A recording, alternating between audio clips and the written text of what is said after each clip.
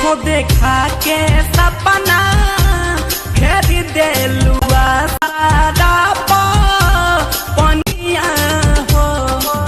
झूठो देखा के सपना।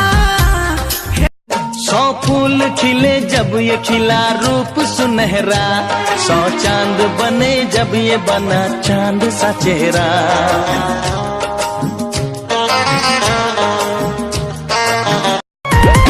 अंग अंग देहिया टूटता, मकई के लवा जैसे फूटता।